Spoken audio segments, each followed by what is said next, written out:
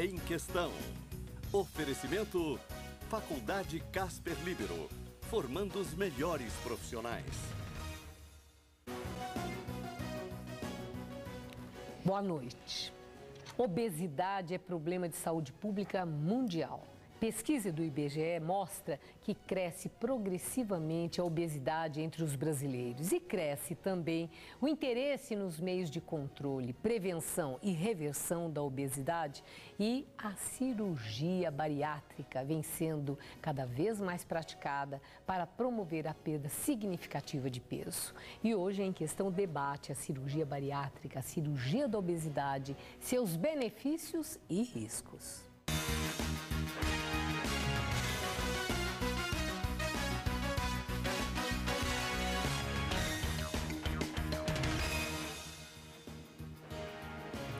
E são nossos convidados para o Em Questão de hoje os médicos. Roberto Rizzi, cirurgião e sócio titular da Sociedade Brasileira de Cirurgia Bariátrica e Metabólica.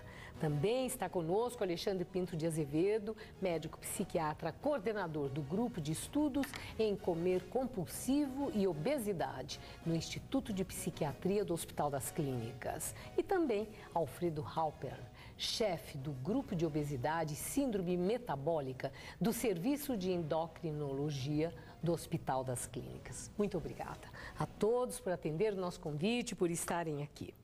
E eu quero começar exatamente com essa questão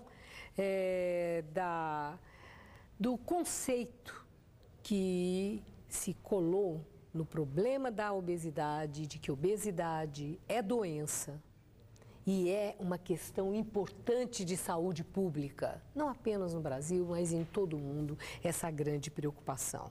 E as pessoas buscando, até com certa ansiedade, por todas as razões pessoais, né, seja de autoestima, de insatisfação, insegurança, ou seja por pressão, a percepção da pressão social de conceitos estéticos, de que o belo não é o gordo. E além da questão que envolve a vida pessoal, desde o conforto ao exercício profissional. Cirurgia é o caminho que oferece mais resultados, que revertam esses sentimentos de quem enfrenta o problema da obesidade?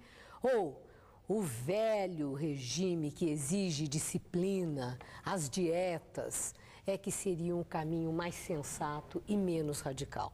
Começando agora com Rizzi. Bom, o que a gente sabe é que as pessoas há 50 anos não eram obesas. Quer dizer, alguma coisa mudou. 50 anos para cá, a obesidade surgiu e a gente está observando essa mudança em toda a espécie humana.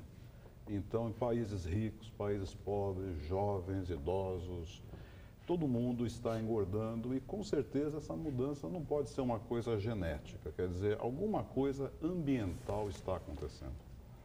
E é um fenômeno mundial. E, com certeza, se as pessoas estão engordando, é porque elas estão ingerindo mais calorias do que estão gastando. Então, é um saldo bancário, como se fosse uma conta que vive no positivo. E isso é um fenômeno mundial e nós precisamos mudar os nossos hábitos, tenho certeza disso.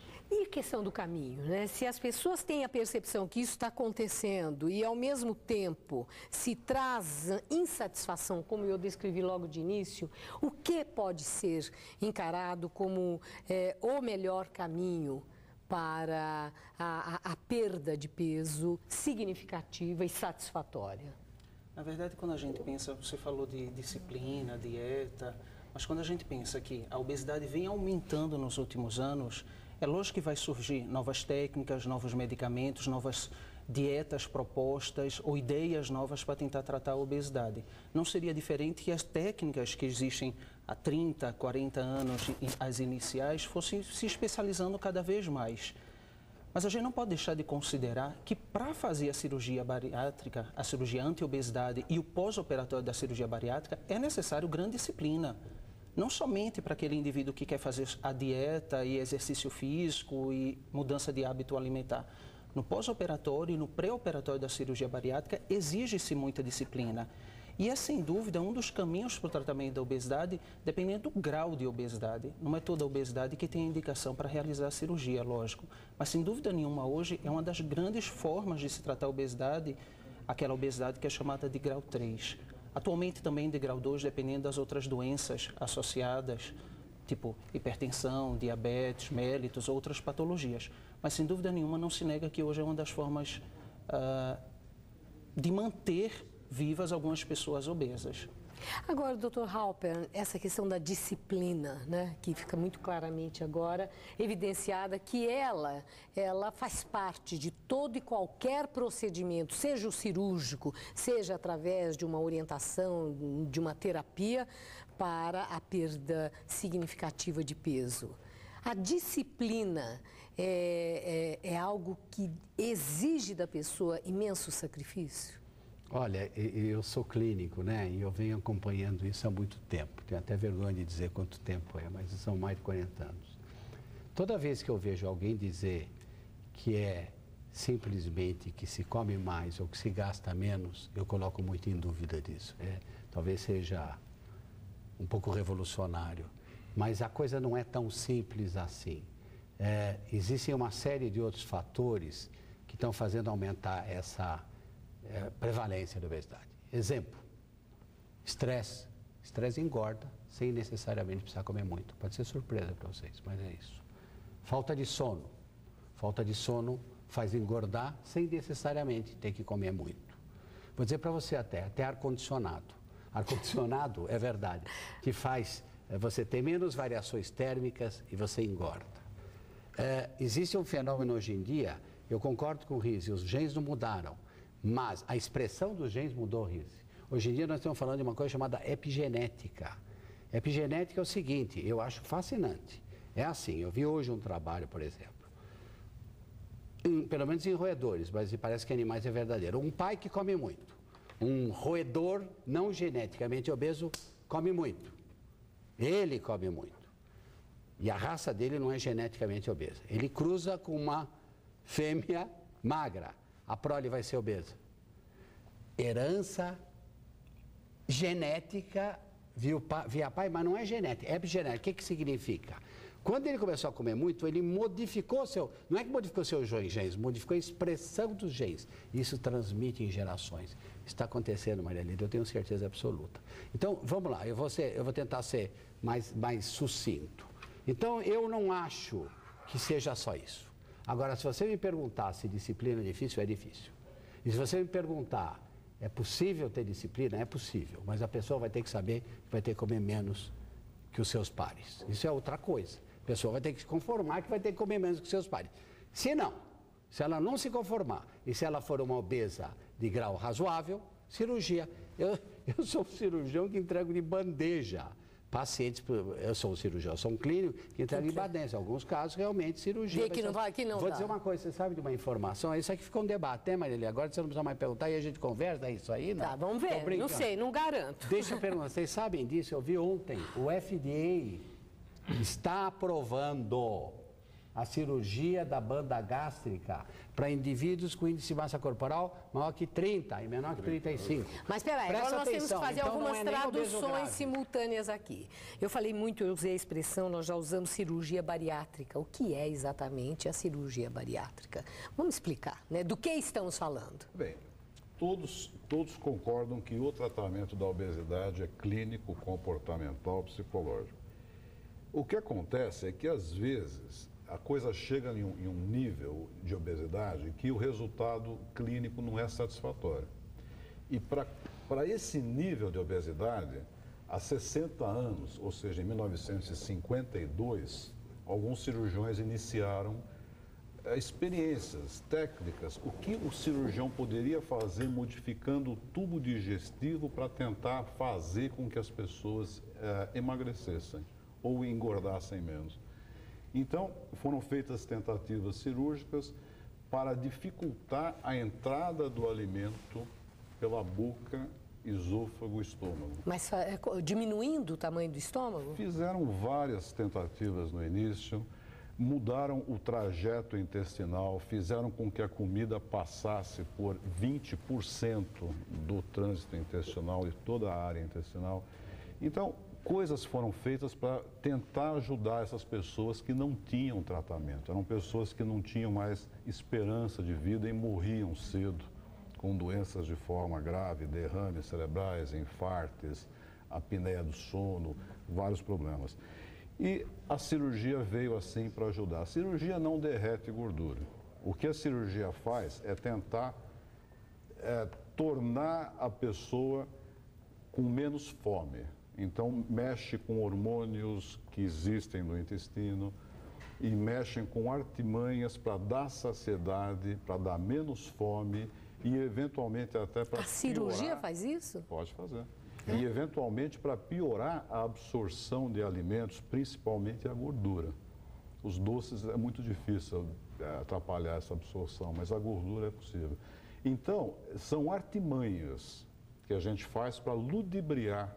Depois me corrija se eu estiver interpretando errado, mas na minha interpretação são artimanhas para ludibriar a fome e a saciedade. E também um pouco a absorção de gorduras. Agora, esse tipo de cirurgia tem uma indicação mais específica ou alguém insatisfeito porque não consegue, né? Porque tem uma certa obsessão também em não engordar. E isso a gente vê com muita frequência. Antes eram mais mulheres, agora os homens também estão andando muito preocupados. Mesmo que não sejam obesos, mas de estar acima do que eles entendem que seria um padrão adequado. Mesmo que eles não se ressintam, eles e elas, né, na sua qualidade de vida, no seu bem-estar. Mas só de olhar no espelho e não ficar satisfeita, quer perder o peso. Cirurgia bariátrica é para esse tipo de pessoas também? Não, de forma alguma. Quando se está falando de cirurgia bariátrica, a gente está falando de um tipo de indivíduo que tem um histórico de tratamento clínico, tentativa de tratamento clínico. Isso inclui medicamentos, dieta, mudança comportamental como atividade física, sem sucesso nesse tratamento. E aquilo que a gente chama de IMC, Índice de Massa Corporal, que corresponde a um equivalente de um cálculo entre quilos e altura ao quadrado, superior a 40, o resultado desse cálculo, ou superior a 35, na presença do que a gente chama de comorbidades clínicas. Ah, mas é difícil entender essa conta aí. Eu não sei se quem está nos assistindo é capaz de entender, né? Isso seria assim, quantos quilos acima do peso que deveria ter? Isso facilita, não? Não, seria pegar o peso em quilos, o número, 80 quilos, dividir pela altura, 1,70 m, 1,7. E dividir novamente pela altura, 1,7, no caso de 1,70 m. Esse cálculo, ele caracteriza, do ponto de vista médico, é o cálculo mais... Ele é grosseiro, ele é muito exato. Por exemplo, atletas, adolescentes, crianças, não se usa esse padrão, porque a musculatura pode interferir no peso e não necessariamente significar que a pessoa está gorda. Mas a Organização Mundial de Saúde, de forma mais simples, tentando simplificar, classifica de forma geral a obesidade de acordo com o Índice de Massa Corporal, o IMC. Então, a cirurgia bariátrica estaria indicada para aqueles indivíduos com IMC superior a 40 ou superior a 35, na presença de outras doenças clínicas, como hipertensão, diabetes, apneia do sono, doenças ortopédicas. Homens e mulheres? Homens e mulheres. Homens e mulheres. Quer ver, se ela quer uma coisa simples, no nosso tempo a gente usava, o shake tem 45 quilos acima da sua altura, tirando um. Pronto. Sim. Por exemplo, você de 70 quilos, tem 115, já entrou em... já entrou. Agora, com esse negócio do 35 de MC, você tira mais uns 10 quilos, então pode ser de 35 a 45, de 35 quilos acima aproximadamente, da altura. Se o pessoal quiser saber. Isso, eu acho que é interessante. Agora, a importância desse número não é porque o número... Não, é porque as companhias de seguro pagam nessas condições. Então, se o sujeito tiver tem que ter uma referência. 35 quilos por metro quadrado e comorbidade, ela vai pagar. Se tiver 34 quilos por metro quadrado e comorbidade, não vai pagar. O que realmente, acho que todo mundo concorda que é uma Essa é a diferença do obeso para o chamado, digamos, gordo, é isso? Entre o obeso grau 1 para os outros. O obeso grau 1 vai até de 30 a 35. E é nesses que eu estou dizendo que o FDA está quase aprovado. Se isso acontecer, Vai ser uma revolução, porque o Riz vai concordar comigo e o Alexandre também. A classe mais desprotegida são os obesos entre 30 e 35. Por quê? Não tem o índice de massa corporal que lhes permite fazer a cirurgia. E muitas vezes o tratamento clínico falha. Pessoal, o tratamento clínico não falha sempre, viu? Olha, senão eu abandonava a profissão, ia fazer outra coisa e tudo mais. Hoje em dia, com conscientização, muitas vezes com remédio, sim, a maioria das vezes. No nosso ambulatório do Hospital das Clínicas, 100% toma remédio. Porque a gente só coloca no ambulatório gente com mais de 30 e principalmente com Mas há consenso sobre as vantagens, seja do tratamento clínico, seja da cirurgia não é consenso, bariátrica? depende do paciente. Há um consenso sobre isso? Ou que pode-se falar? Mas cirurgia bariátrica é muito melhor, resolve muito mais rapidamente, oferece resultado e satisfaz mais coisas. É muito melhor do que o tratamento clínico. Em evidência científica. O IMC também não foi escolhido aleatoriamente. Em evidência científica, o risco de se ter adoecimentos outros, que não somente a obesidade, associado por consequência à obesidade, é muito superior no IMC acima de 35. Isso. Ainda mais superior no IMC acima de 40. E não somente doença clínica, doença psiquiátrica também. Mas agora, sobre essa questão da solução, cirurgia ou tratamento clínico, né? Lídia, desculpe. Aí tem... Não, é que você está colocando a coisa nos termos assim.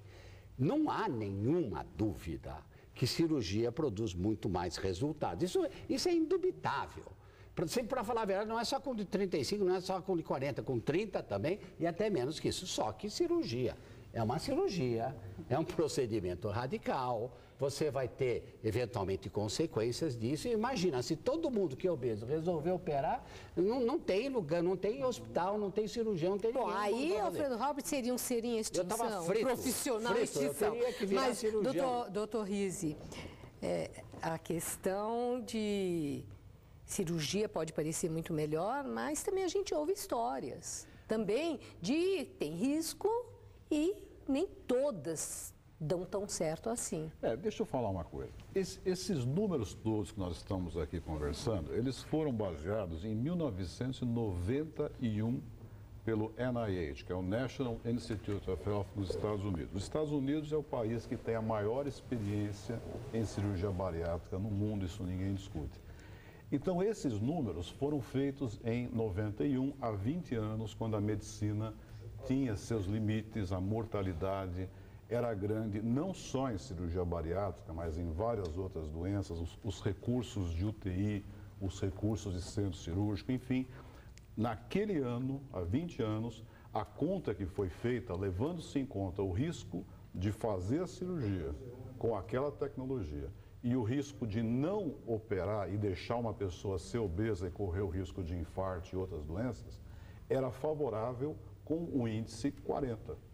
Então, o índice 40 foi historicamente importante naquela ocasião. Hoje em dia, a mortalidade da cirurgia bariátrica, feita, é claro, nos grupos sérios, que têm um volume grande, que fazem a coisa com seriedade em bons hospitais, a mortalidade fica próxima de 0,2%. Mas tem gente que não tem a seriedade, em que as pessoas corram muito mais risco fazendo, está na moda, digamos, está aparecendo muito.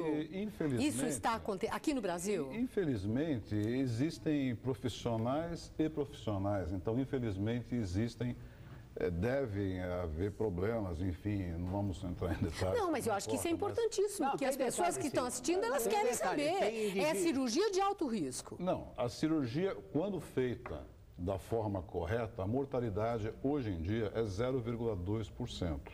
O que se fala de forma correta não é necessariamente a técnica cirúrgica. A técnica cirúrgica a gente considera que o cirurgião que está apto a fazer, vai fazer bem feito. Mas isso todo cirurgião fala. A questão são as intercorrência. A questão é o pré-operatório.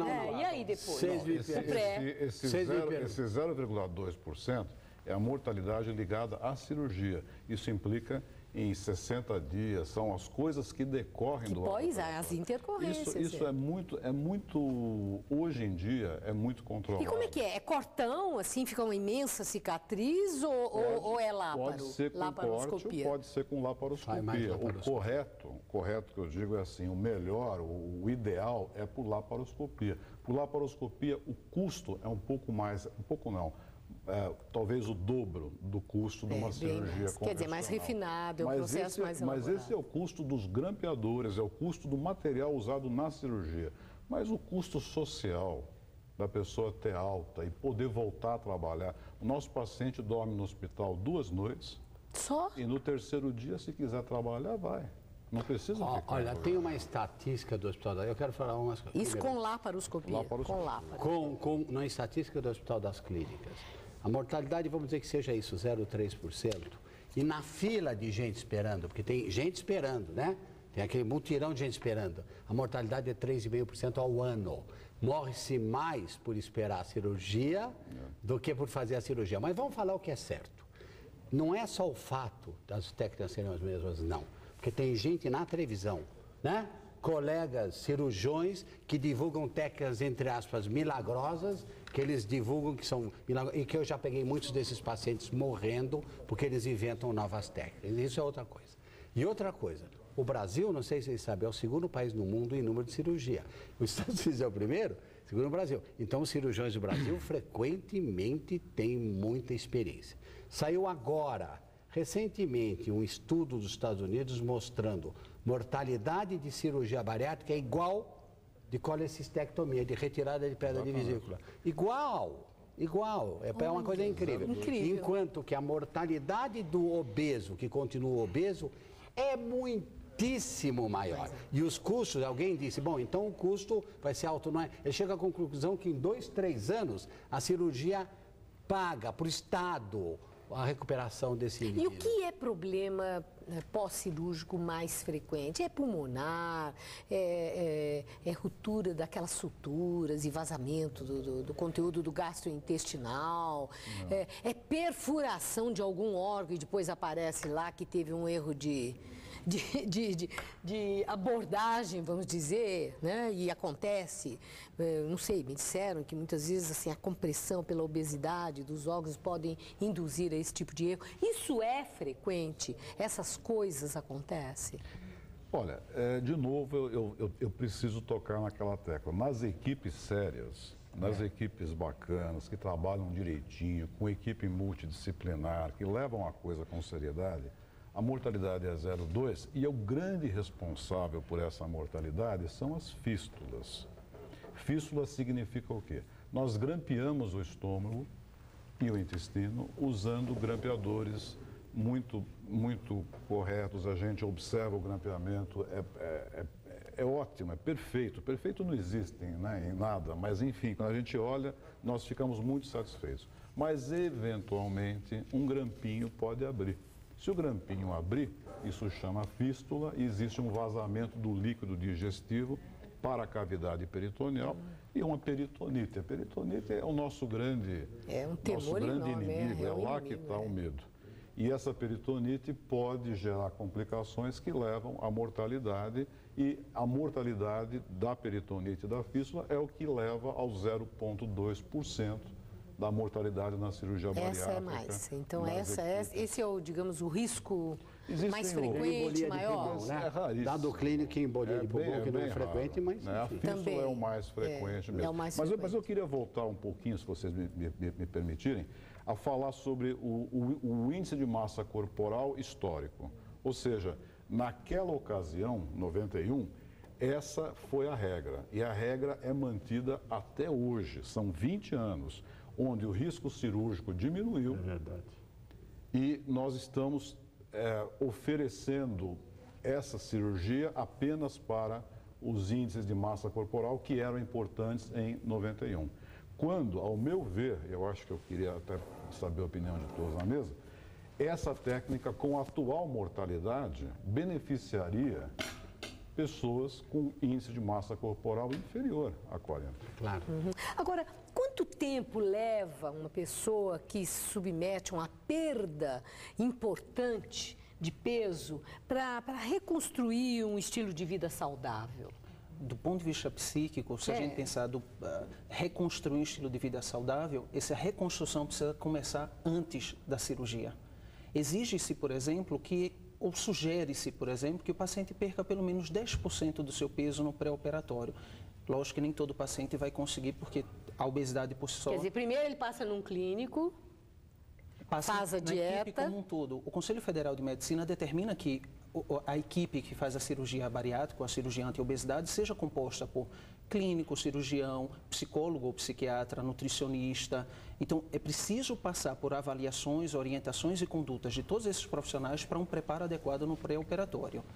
Quando a gente está falando, por exemplo, de imagem corporal, ou seja, o indivíduo tem um histórico de se perceber e de estar acima do peso com IMC elevado durante anos, essa imagem corporal, mesmo que ele perca peso em torno de 8 meses, 1 ano até 1 ano e meio, ela só vai ser reconstruída muito mais tardiamente, em torno de 2 anos, 2 anos e meio. Quer dizer, a pessoa ainda se imagina gorda, é Exatamente. isso? O novo visual ela não incorporou? Não incorporou. Sim. Então é do tipo, acho que eu ainda não vou passar na roleta do ônibus, ainda não vou caber naquela cadeira com braço, ainda não vou sentar na cadeira do cinema, mesmo já tendo atingido o peso-alvo.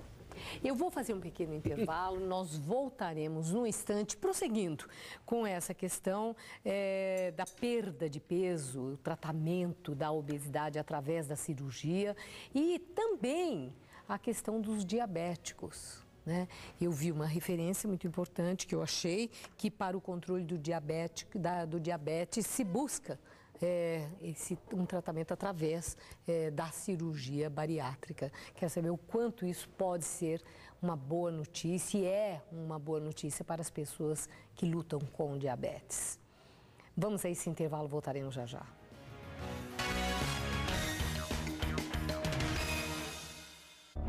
A equipe de jornalistas da TV Gazeta busca as principais notícias, apura fatos e informações.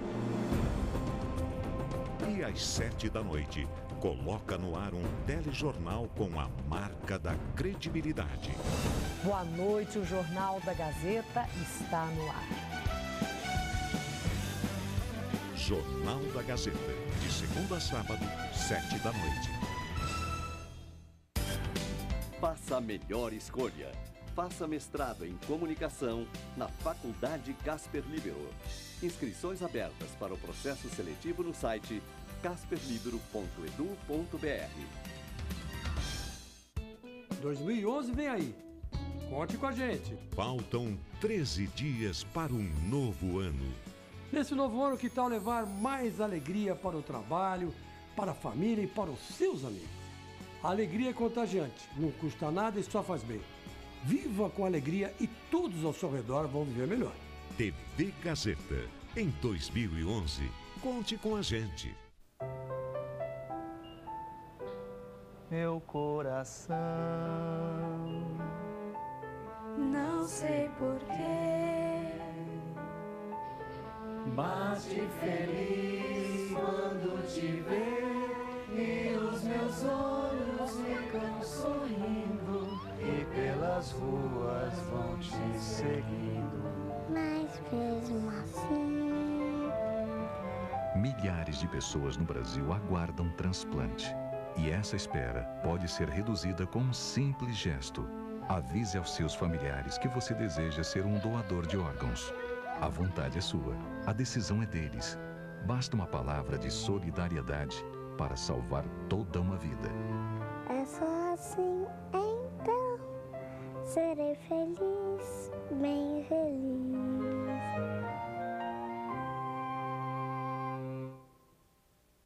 Mau humor matinal? Nada disso. Se liga na TV Gazeta. Aqui sua manhã fica mais divertida, informativa, mais animada, bonita, deliciosa. E com a simpatia dessa dupla, qualquer manhã fica maravilhosa. Manhã Gazeta, de segunda a sexta, 9 da manhã.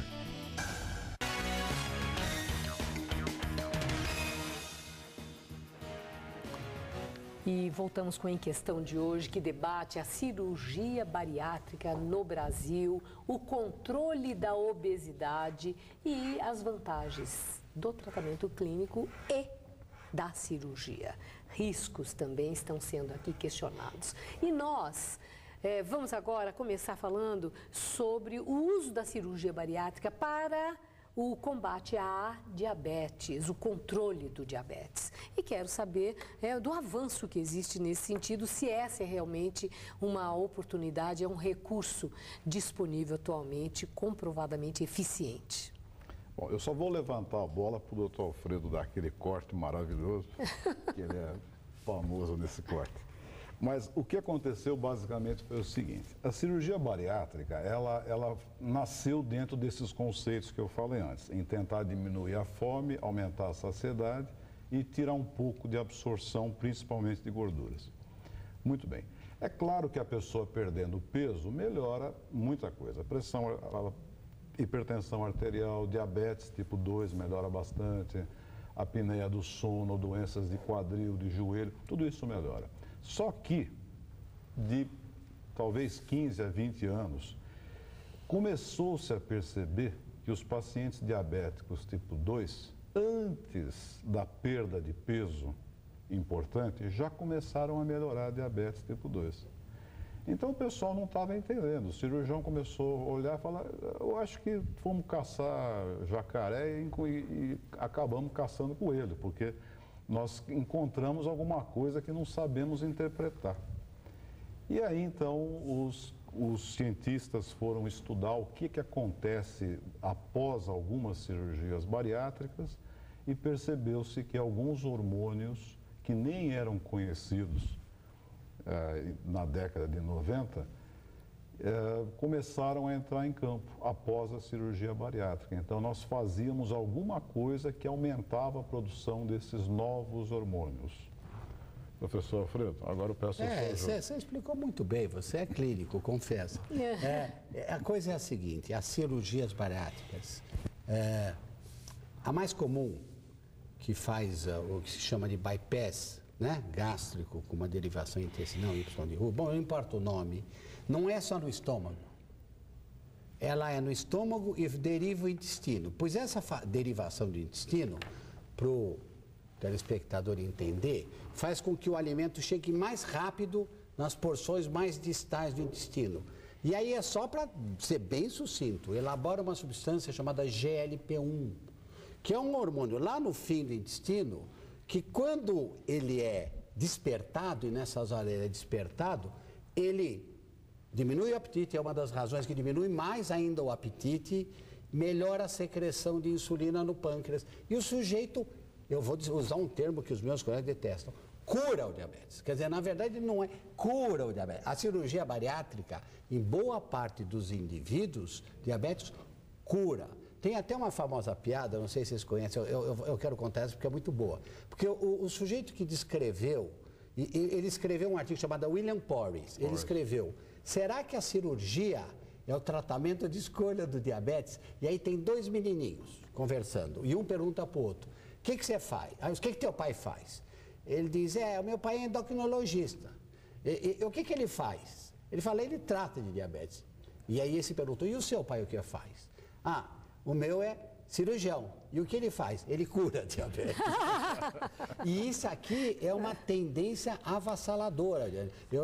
Só para dar uma ideia, isto aqui, essa teoria, essa ideia, vem sendo trazido para pacientes que nem precisam ser muito obesos. Já está se falando em cirurgia, vamos chamar assim, metabólica, por isso que ele diz que é Sociedade Brasileira de Cirurgia Bariátrica e Metabólica. Porque a tendência, isso eu juro, daqui 10 anos é cirurgia para diabetes não obeso. Quando começou a fazer cirurgia bariátrica no Brasil, só para vocês terem uma ideia, todo mundo achava absurdo. Eu defendia, porque eu já vi os primeiros casos, falei: pessoal, isso é o futuro. Hoje em dia todo mundo aceita. Eu estou dizendo, o futuro é cirurgia para diabetes. Não é para todo diabetes, evidentemente. E eu queria saber agora, a moçada, os jovens que estão buscando a cirurgia bariátrica para a perda de peso. Eu vi que em 2009, mais de 1.500 cirurgias em jovens com menos de 20 anos. E aí a indagação, né? O que isso pode acarretar? Se traz algum comprometimento físico ou emocional, né? Considerando uma cirurgia de porte, uma cirurgia importante. Na verdade, a gente raciocina da mesma forma. O benefício é similar, independente da idade. Se é adulto ou jovem? A ideia é Se o paciente tem indicação clínica cirúrgica de fazer a cirurgia bariátrica e você é capaz de fazer essa abordagem o mais precoce possível, menor será a consequência a longo prazo. Então, menos doente ele será a longo prazo, menos sofrimento ele terá no joelho, menos sofrimento ele terá no tornozelo, menos resistência ele terá à insulina, que é o hormônio que controla o nosso nível de açúcar e está associado a diabetes, e melhor ele terá capacidade social, desenvolvimento emocional, possibilidade de trabalho, relacionamento. Tem um limite de idade? Então, o limite de idade mínima para fazer essa cirurgia? Atualmente gira em torno de 16 anos. Isso é o quê? Exigência legal ou médicos é que estabeleceram essa Eu acho idade? que tudo na vida tem que ter regras e limites, porque senão a coisa foge do controle e fugindo do controle a sociedade médica toda vai sair perdendo. Então nós precisamos zelar para que regras sejam obedecidas. Uma regra, é claro que as regras mudam. Antigamente se falava que não podia operar ninguém com mais do que 60 anos. Isso foi mudando, isso foi derrubado. Hoje em dia não existe mais o limite máximo, mas o limite mínimo ainda existe. E ainda bem que ele existe, porque o corpo muda muito nessa fase e de repente pessoas gordinhas com 13 anos, com 20 anos não tem mais problema nenhum, então a gente tem que obedecer. Mas existem adolescentes que têm problemas seríssimos de joelho, de apneia do sono. Então, existem alguns adolescentes que mereceriam eventualmente a cirurgia. A Sociedade Brasileira de Cirurgia Bariátrica e Metabólica defende que abaixo de 16 anos, só com alguns detalhes jurídicos. Então, o limite seria 16 anos. 16 anos. Agora, tanto através de tratamento clínico como pela cirurgia bariátrica, metabólica, pessoas que perdem peso, várias pessoas que perdem peso, ficam felizes da vida, deu tudo certo, exibe um novo visual, está tudo ótimo, passa o tempo, parece que tem data de validade esse recurso e elas voltam a engordar. O que é isso? Né? O que acontece? É uma recaída naquele processo emocional anterior? O que acontece que existe essa volta? Na verdade, toda cirurgia bariátrica sabe-se que algum reganho de peso terá com o passar do tempo. Isso é fato. Então, o paciente está operando ciente de que, em algum tempo, ele pode ter um reganho mínimo. O que é reganho peso? mínimo? Em torno de 10%. 10, 15%. É quase a média. Do quê? Do peso que ele atingiu. Do peso que ele atingiu, ele ganha um pouquinho, 10, 15%. Mas o problema é que tem muita gente que chega e vai falar em jornal. Não, eles ganham peso tudo de novo. São muito raros. Eu conheço alguns que então, mesmo que não seja tudo de novo. Mas, meu Deus, mas o sujeito perdeu 50 quilos, ganha 10 quilos e ainda assim está 40 quilos a menos, não vale a pena, mano? 10% do peso que atingiu, quer dizer, ele emagreceu... Ele emagreceu 50 quilos e ele ganha 10 quilos. Não vale a pena? Vamos raciocinar mais grosseiramente. Ele pesa 140, se opera, chega aos 80, 10 quilos, 8 quilos, volta ao longo de 5, 6, 7 anos até 88. Pronto. Ele conquistou todo o benefício. Isso é que é um padrão médio? Isso é um padrão médio. Esse é um padrão médio Tem gente que ganha tudo. De novo, eu conheço, todo mundo conhece, mas é minoria. Particularmente se não houver um segmento pós-operatório, porque muitos pacientes que têm esse benefício, estão felizes, estão alegres, estão contentes com os ganhos, abandonam o tratamento. O tratamento cirúrgico, o tratamento clínico, o tratamento psiquiátrico. E o que acontece depois, por exemplo, a pessoa que faz a cirurgia bariátrica, ou mesmo no tratamento clínico, quando ela se disciplina, o estômago diminui, diminui, cabe menos comida, por exemplo, na bariátrica? Clínico, no cirúrgico, com certeza diminui. Em ambos, tem gente que fala assim, eu estou comendo demais, eu sinto que o meu estômago está dilatado. Depois fica uma fase que faz dieta, fala assim, eu percebo que eu estou com o estômago menor. Na bariátrica, diminui mesmo, mas aí por uma ação que é mais invasiva, digamos. Quer dizer, diminui. Então, a indagação é essa, né? A pessoa que volta, o estômago tem elasticidade, cresce de novo, e aí cabe mais comida e ela vai comendo mais? O que é? Quem reganha mais são os comedores compulsivos. São aqueles indivíduos que a coisa é muito mais complicada que o tamanho do estômago, né? O problema, e nem vou falar que é psíquico não, hein? Porque se alguém falar que é psíquico, é o problema neuropsíquico, neurohormonal, que faz com que o sujeito tenha um demônio interior e fica compulsivo. E aí ele consegue, por exemplo, vai beber leite condensado, vai comer docinho, como ele já falou. Se você comer doce, é tudo absorvido. Se você comer açúcar, o açúcar é absorvido. Então, a pessoa, você até vai perguntar, o que é isso? Suicídio? Não é, alguma coisa muito mais complicada, você não acha, Alexandre? Diz respeito à falta do controle do impulso, né? Eu costumo dizer para os meus pacientes que o estômago é sim um órgão elástico. O que muda no comedor compulsivo é que ele tem maior tolerância à distensão gástrica. Em repouso, o estômago volta ao tamanho normal, mas ele aguenta a maior quantidade de comida lá dentro do estômago, mesmo muitas vezes no pós-operado. Lógico, passada a fase de adaptação, de realimentação. Quanto tempo essa fase, hein? Comendo papinha, comendo líquido só, essa coisa que consta, né? Bom, que eu ouvi dizer que é assim. Depende da cirurgia. Existem 4 cirurgias oficiais no Brasil. Então, nós temos que deixar claro que cada cirurgia tem o seu pós-operatório, tem os seus riscos e tem os seus cuidados. As 4 cirurgias são: a cirurgia mais feita no mundo chama bypass gástrico, como o professor Alfredo descreveu, que é a cirurgia que corta o estômago, separa o estômago, faz uma ligação com o intestino, e numa cirurgia como essa, a pessoa perde mais ou menos 40% do peso inicial. E nós acreditamos que a pessoa tem uma boa qualidade de vida por 3 motivos. Primeiro, porque a pessoa tem menos fome. Isso é verdade, a gente constata mesmo. Segundo, que a pessoa não vomita. Não vomita porque não existe um fenômeno obstrutivo que dificulta a passagem da comida. E terceiro, que a pessoa não tem diarreia, porque a comida passa em bastante intestino. Então, é uma perda de peso boa, com boa qualidade de vida. Por isso que é a cirurgia mais feita no mundo. Essa cirurgia já é feita há 30 anos, então é uma cirurgia bem conhecida. Mas tem grampeamento. Como tem grampeamento, tem o risco de um grampo abrir. Então, para que um grampo não abra, isso está mudando um pouco, mas historicamente nós dávamos 1 mês com dieta líquida. 30 dias só líquido? Isso parece que está querendo mudar, mas vamos falar isso como sendo normal. 30 dias com dieta líquida e não pode pegar um copo e virar. Então, tem que tomar 20 ml devagarzinho, daqui a 5 ou 10 minutos, mais 20 ml, e assim passa 1 mês. Isso é para proteger os grampinhos para não abrir. A outra cirurgia, a outra técnica operatória, a segunda técnica mais frequente no mundo é chamada banda gástrica. A banda gástrica é um cinto inflável que estrangula o estômago e dificulta a passagem da comida pelo estômago. É como se fosse uma daquelas ampulhetas, sabe, de areia. Sim, fica uma cinturinha. Então, essa pessoa, ela não tem costura. Então, não tem fístula, não tem nada que possa abrir. Então, essa pessoa tem um outro tipo de dieta, que depende de como vai inflar o balão e etc.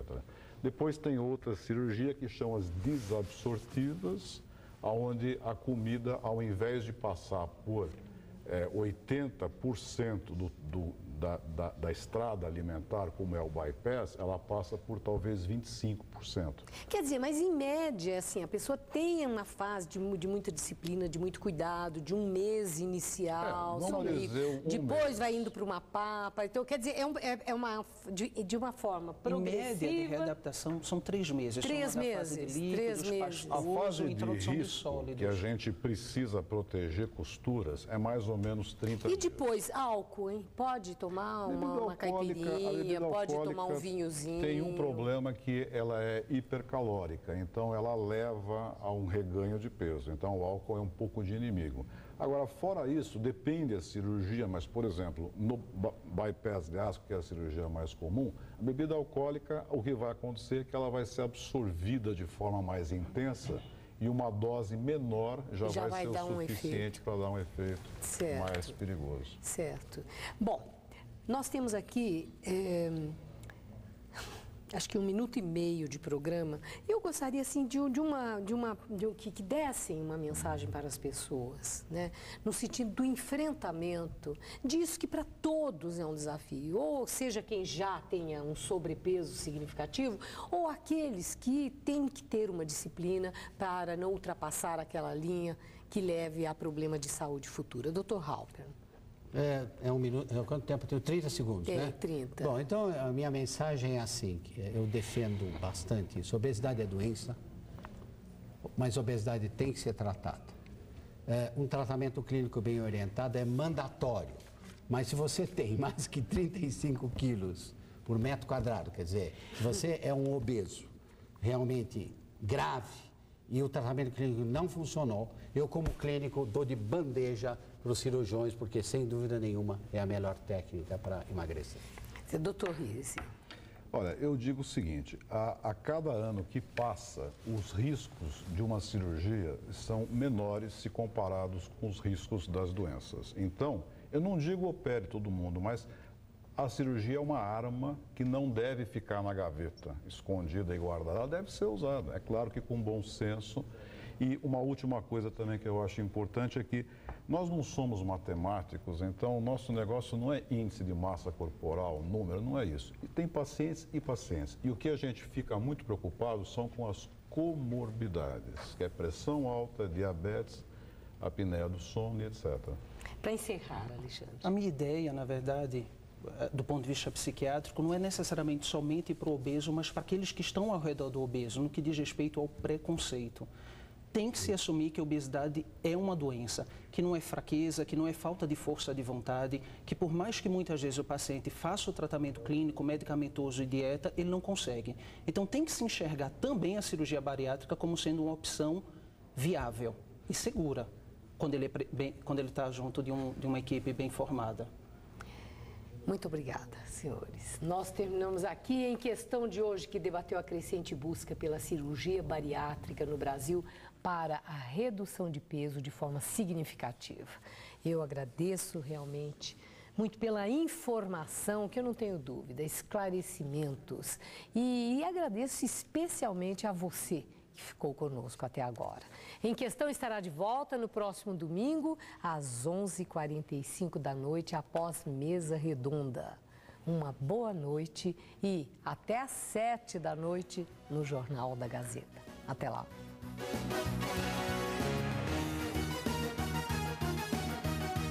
Relembre os fatos mais marcantes do ano na Retrospectiva 2010. Dia 26 de dezembro, 9h30 da noite.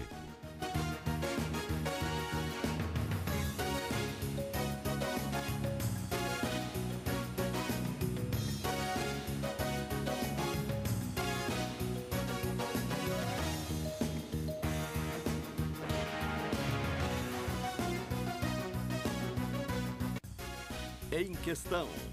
Oferecimento Faculdade Casper Libero, formando os melhores profissionais.